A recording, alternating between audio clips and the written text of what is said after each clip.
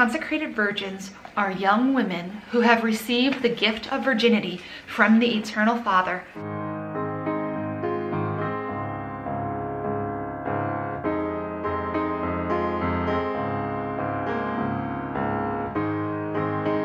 Welcome back. This is the third video in my series on what is consecrated virginity and about consecrated virginity. If you missed the other ones, I'll link them up there and in the description. So I hope you'll go back and watch them because you might be a little confused otherwise.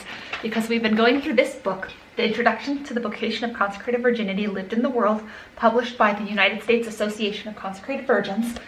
And the first video was just a brief what is consecrated virginity. The previous one was about the foreword by Bishop Boyea, and this video is going to be about the editor's introduction to the book, which is written by two consecrated virgins, the editors of this book, which were Mary Kay Lackey and Judith Stegman.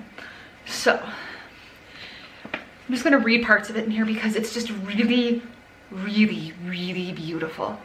Consecrated virgins are young women who have received the gift of virginity from the Eternal Father and request that Holy Mother Church consecrate their resolutions to lifelong virginity.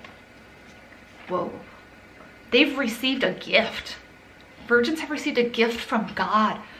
And they're just asking that the church will consecrate that gift so that they can give it back to Christ. That's really beautiful when you think of it in that way. It continues saying that they are to live spousal union with Christ in the midst of their everyday lives and circumstances. So they're not asked to change their lives drastically by entering a convent or selling everything that they own and living on the streets as a hermit or something. They're living in the midst of their daily life, and they're just living the love of Christ in the world.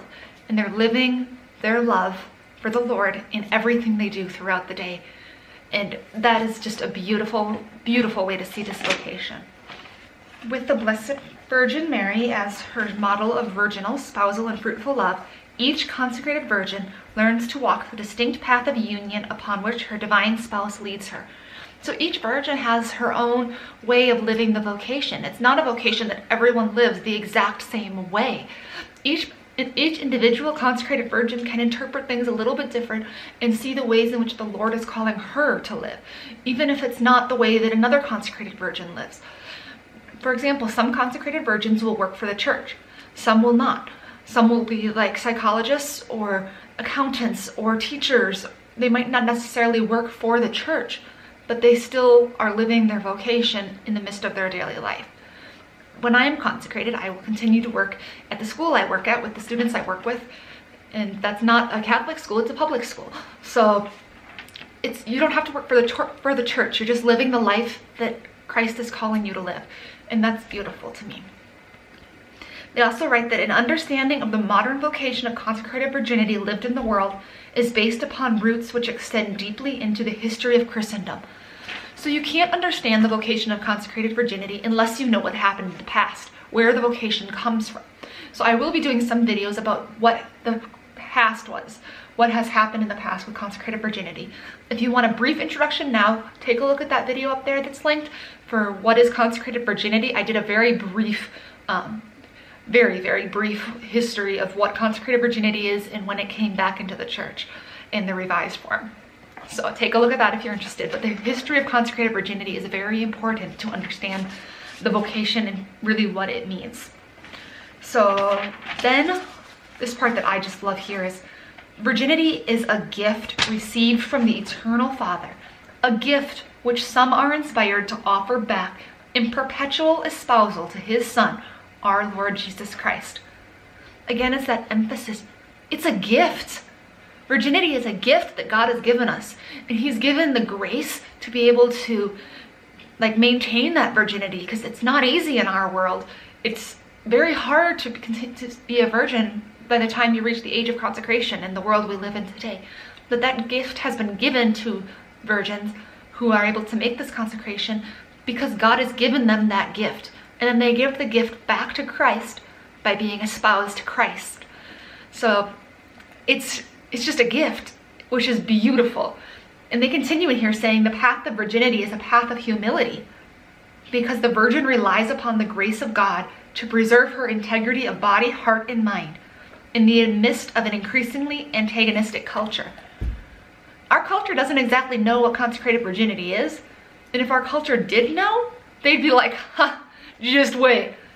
Because our culture is so against any sort of faith, it seems now, especially with everything going on in the news.